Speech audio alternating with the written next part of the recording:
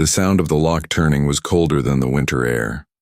Just hours after the last handful of earth was placed on her husband's casket, Gabrielle Carter stood frozen on the other side of the mahogany door, exiled from the only home she had known for 20 years.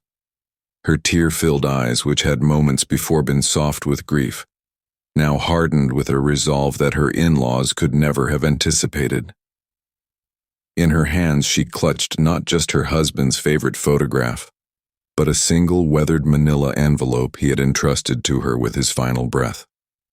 They had taken the house, the cars, the artwork, but they had overlooked the one thing that truly held power. They saw a vulnerable widow they could easily discard, but they were about to learn that Gabrielle was not a woman to be underestimated. What happened next would unravel a decades-old web of lies and expose a truth so profound it would shake the very foundation of their entire family. Before we dive deeper, let us know in the comments where you're watching from. We'd love to hear from you. And don't forget to hit that subscribe button so you never miss any of our upcoming videos. This is the story of a love that defied every expectation, a brutal betrayal that shattered a family's polished facade, and one woman's relentless quest for justice.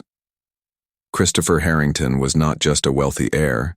He was a man of principle who found his soulmate in Gabrielle, a love his family never approved of. How did the seemingly perfect, prestigious Harrington family reveal such a vicious nature moments after their own son was laid to rest? What was the sacred last promise Christopher made Gabrielle swear to keep, the one that had her clutching that envelope like a lifeline? And what shocking discovery tied to the family's majestic estate did Gabrielle unearth? A discovery so powerful, it would completely turn the tables and leave the Harringtons utterly exposed? The answers lie in a decades-old secret, a wife's unwavering promise, and a fight for what was rightfully hers. To understand the profound cruelty of that moment on the lawn, you must first understand the deep and abiding love between Christopher and Gabrielle Harrington. Christopher was not merely a wealthy heir. He was a brilliant and respected historian, more comfortable in archives than boardrooms. Gabrielle was far more than a beautiful woman. She was a sharp, visionary architect, a woman who built her own reputation from the ground up.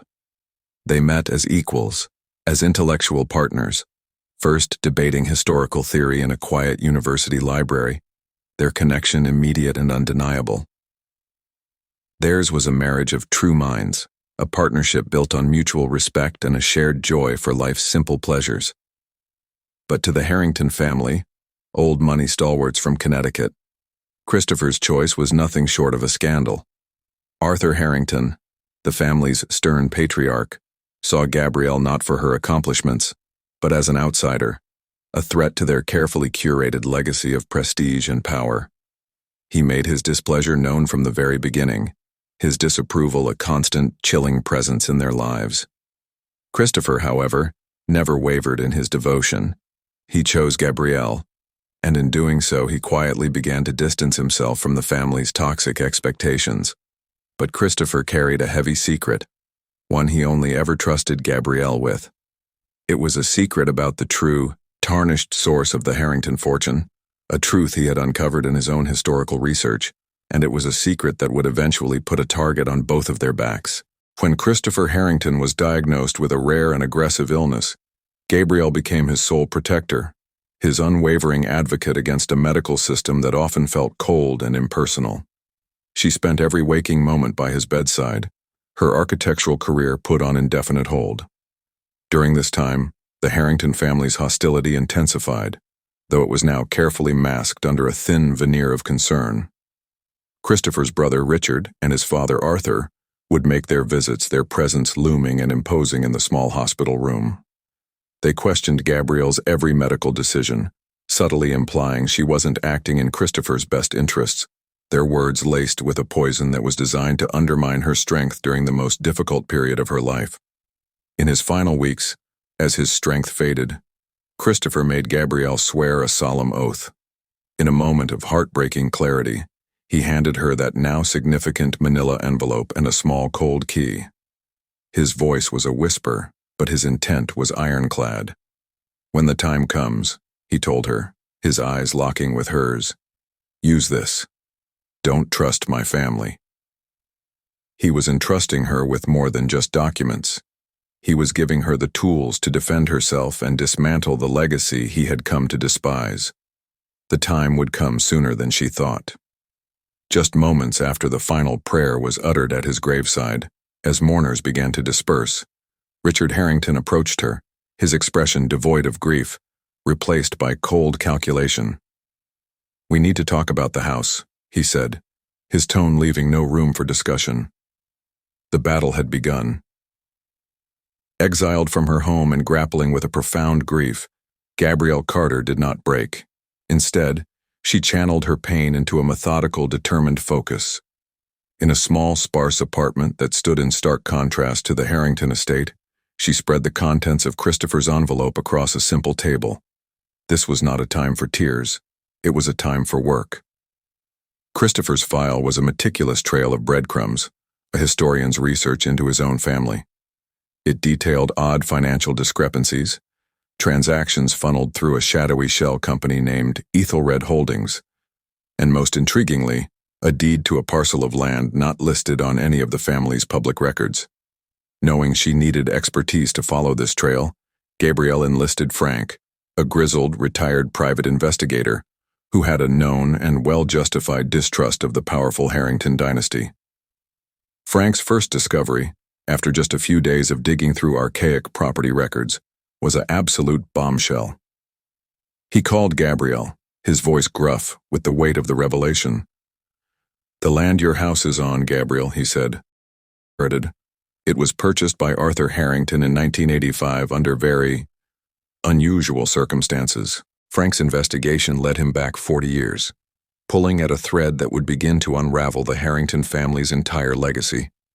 The beautiful land where the majestic estate now stood was once owned by a thriving black family, the Johnsons, who had built a successful farm and a home filled with generations of love. Arthur Harrington, Christopher's father, and a man obsessed with expanding his domain, had coveted that specific parcel of land to complete his sprawling vision. When the Johnson family firmly and rightfully refused to sell their heritage, the obstacles mysteriously vanished. Public records revealed a sudden, inexplicable tax lien was placed on the property, a massive financial burden that appeared from nowhere and forced the Johnson family into an unavoidable foreclosure. Arthur Harrington, positioned as a savior, swooped in and purchased the prime land for pennies on the dollar, a steal that cemented his fortune. But the most damning evidence, the piece that proved this was no unfortunate coincidence, was a single notarized letter Frank discovered buried in a retired clerk's personal files. It was a confession from a former county clerk, written on her deathbed, admitting that Arthur Harrington had bribed her to create the fraudulent lien that destroyed the Johnson family. Christopher, in his relentless search for the truth, had somehow found this letter. And now, Gabrielle held it. Armed with the undeniable evidence of Arthur Harrington's original sin, Gabrielle and her sharp ethical lawyer, Susan, made their move against the family. They presented the deathbed confession and the records of the fraudulent foreclosure, expecting it to be the key. Yet the Harrington family's smugness remained unshaken. Their confidence was rooted in a single, powerful document, the official will they possessed, which left Christopher's entire share of the estate to them. That's when Gabrielle played her final card, the one Christopher had insisted she hold until the perfect moment. His manila envelope contained one more item, a digital, legally notarized video will, recorded by Christopher in his study just weeks before his death. In the video, he appears frail, but his eyes are clear, and his voice is firm with resolve. He explicitly leaves his entire portion of the Harrington estate, including the main house and all his assets, solely to his wife Gabrielle. He justifies this decision by citing his family's, and I quote, unconscionable moral corruption and their role in the injustice committed against the Johnson family. The family was utterly stunned into silence, their arrogance finally broken. But Richard Harrington, quickly regaining his composure, smirked across the room, dismissing the emotional recording with a wave of his hand. "A video?" he scoffed. "That's not legally binding." He was wrong. The court not only upheld the video will as completely legally binding, but the judge, visibly influenced by the overwhelming evidence of the original land theft, awarded Gabrielle full and uncontested control of Christopher's entire portion of the estate. The Harrington family was utterly defeated, their legacy left in tatters. But Gabrielle's victory was never about moving into a cold, empty mansion filled with painful memories. In a move that shocked everyone who had followed the bitter legal battle, she made a decisive and moral choice. Gabrielle liquidated the assets, every last one.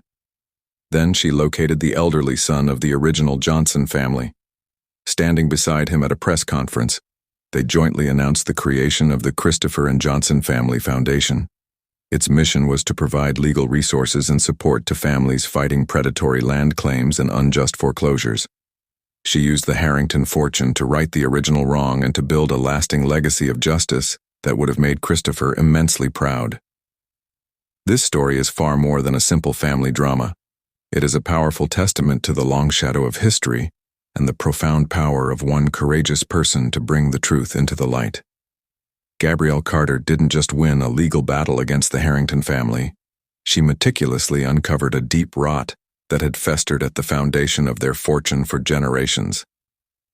In doing so, she achieved something truly monumental. She healed a deep and painful wound that was never hers to bear, honoring both her husband's memory and the Johnson family's legacy. Her strength and integrity stood in stark contrast to the corruption she exposed, proving that justice, though sometimes delayed, can ultimately prevail with unwavering determination. What do you think? Was Gabrielle's solution to liquidate the Harrington assets and create the foundation the right path to take? Or should she have claimed her rightful place in the estate?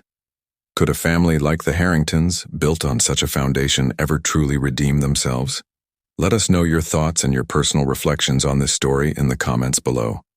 We read every single one, and if you believe, as Christopher did, that some secrets are too important to stay buried, make sure to subscribe to this channel and turn on notifications so you never miss our next story.